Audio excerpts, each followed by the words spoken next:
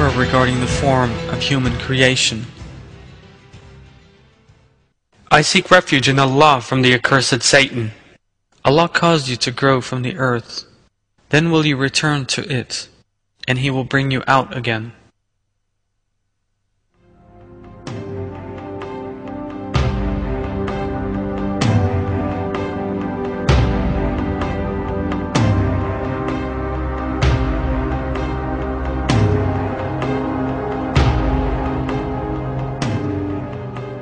This verse is one that is generally misused by people who espouse the falsehood of evolutionary creation as a supposed justification for their views.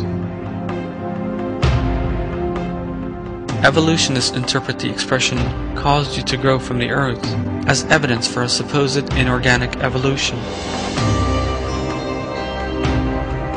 The fact is, however, that as indicated in many commentaries and exegetic texts, it actually refers to the creation of the first human being out of the earth.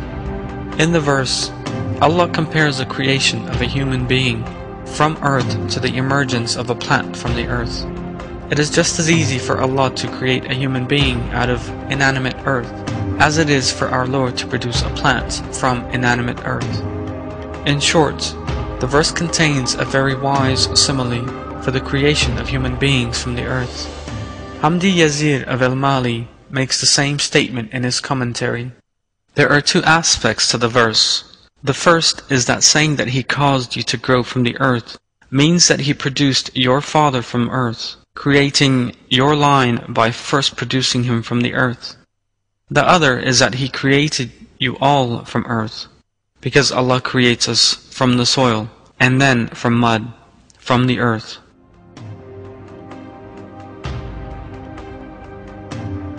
Omar Nasuhi Belman interprets verses 17 and 18 of Surah Nuh as follows.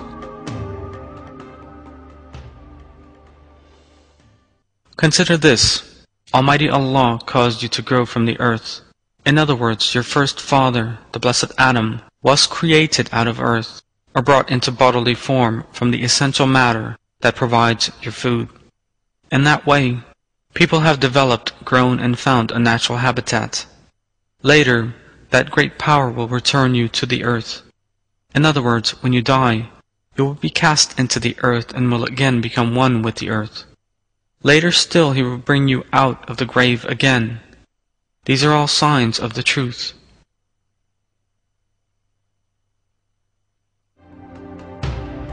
In his commentary, Tabari interprets the verse as meaning, Allah has created you from the soil of the earth. He has brought you into being from nothing. He will later restore you to your original form, in other words, to earth. You will return to the form you had before you were created. When He so wishes, He will bring you forth alive once more. You will be restored to your living state in this world. As can be seen from the commentaries of great Islamic scholars, it is impossible to interpret these verses in such a way as to regard them as evidence for the error of evolutionary creation.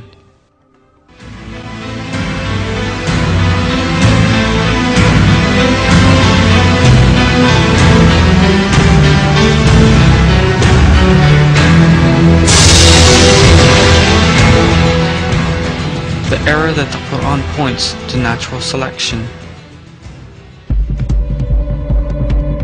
One of the main claims made by the theory of evolution is the delusion that natural selection is an evolutionary force.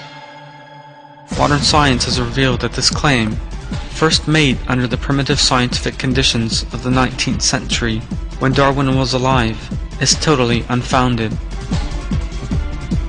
In other words, it has revealed that natural selection has no mechanism permitting the development of existing life forms or the formation of new ones. But evolutionists blindly devoted to Darwinism ignore this fact in the face of science and constantly strive to keep the nonsense that natural selection is an evolutionary force on the agenda. Their aim is to impose the theory of evolution, which is devoid of any scientific foundation, on people lacking sufficient knowledge of the subject, by way of indoctrination and propaganda. Ignorant people influenced by such evolutionist indoctrination and propaganda thus imagine the lie that natural selection is in fact an evolutionary force to be a scientific fact. They even go so far as to look for evidence of this in the Qur'an. One of the verses these people point to as supposed evidence for their claims reads, "I seek refuge in Allah from the accursed Satan. Your Lord creates and chooses whatever He wills. The choice is not theirs. Glory be to Allah. He is exalted above anything they associate with Him." This verse states that the Almighty Allah is the only one who creates and selects, and that Allah Himself will choose the people, messengers, and prophets on whom He will bestow salvation. The theory of evolution's claims regarding natural selection is the delusion that living things were selected through evolution as a result of natural events, and that this led to the emergence of new species. As we have seen, the meaning of this verse has nothing to do with evolutionist claims. Not the slightest inference pointing to any evolutionary natural selection can be drawn from it. Therefore, to claim there is a sign for evolutionary natural selection in this verse will be an imprudent act.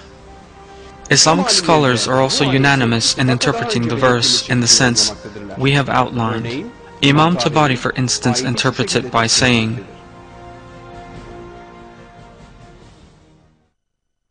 "Our Lord creates those servants He desires and chooses from among them those He will give faith and guidance.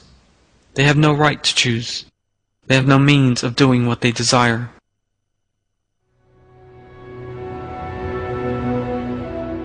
The great commentator Omar Nasuhi Belman also interprets the verse as meaning, "In those holy verses, Allah declares His creative power, that He favors and chooses whom He wishes, His wisdom and might, His unity, His meriting praise and splendor, His divine command, and that all His servants will be summoned to His spiritual presence."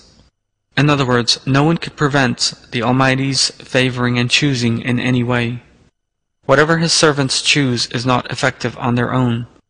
With all due respect, Allah is not obliged to create what they favor and prefer.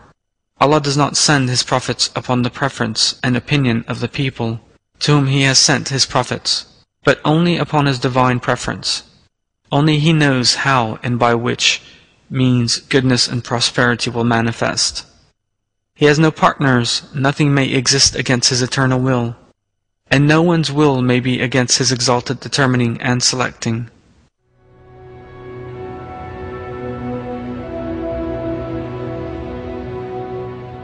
Hamdi Yazir of Al-Mali interprets the verse thus,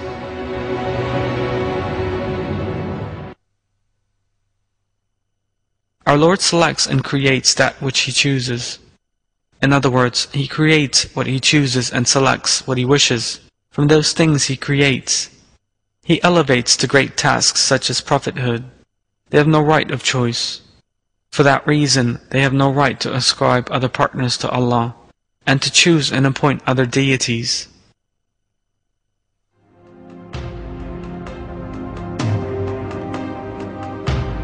A second verse that some Muslims who espouse the idea of evolution indicate as supposed justification from the Qur'an for their views on natural selection is the first verse of Surah Fatir. "I seek refuge in Allah from the accursed Satan. Praise be to Allah, the bringer into being of the heavens and earth, He who made the angels, messengers with wings, 2, 3, or 4. He adds to creation in any way He wills. Allah has power over all things." They point to the expression "He adds to creation in any way He wills" as a proof of the alleged evolutionary development. But it is clear that this is a totally fictitious and groundless interpretation. The verse first refers to the special creation of the angels. and then says that our Lord adds to creation as He chooses. The expression, He adds to creation in any way He wills, refers to the number of wings of the angels in question, and also, more generally, to all the entities created by Him. Imam Tabari interprets this term as meaning, He adds to the number of angels as wings as He chooses. He can apply this addition to all beings. Creation and command are His.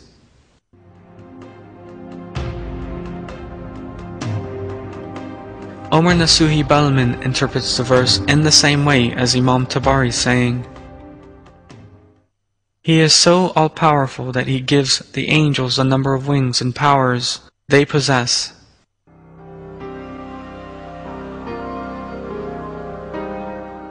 As we have seen, the expression, He adds to creation in any way He wills, implies nothing whatsoever about creation through evolution. There are many examples of Allah adding to creation, and whom He makes superior to whom in the Qur'an, and none bear any evolutionary meaning. Allah states which of His creation He makes superior in various verses. When the superiority in question refers to human beings, this may take various forms such as strength, beauty, wealth, intelligence, knowledge, rank, or esteem. Allah can also add to the blessings He bestows when He so wishes. He may add to someone's wealth and property, or the number of his children. He may also create greater beauty and strength in whomsoever He wishes. Another example of His adding to creation is that of produces. In verse 4 of Surat Ar-Ra'd we are told, And we make some things better to eat than others.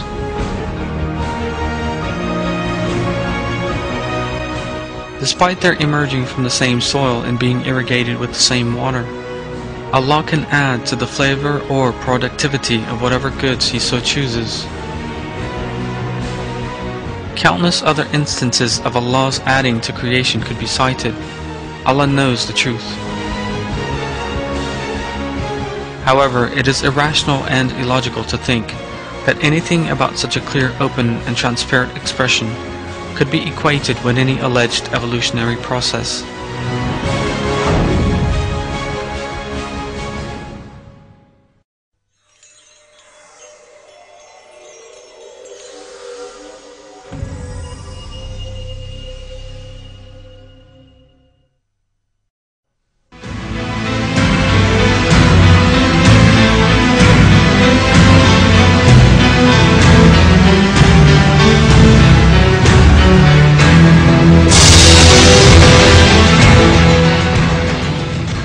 The error that the Qur'an contains evidence for mutation.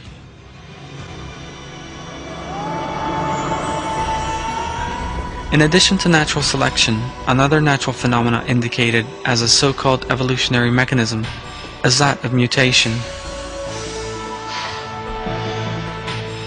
Mutations are damages caused in the genetic structures of living things by agents such as heat, radiation, or chemical substances. Mutations damage and disrupt the DNA sequence in the living cell.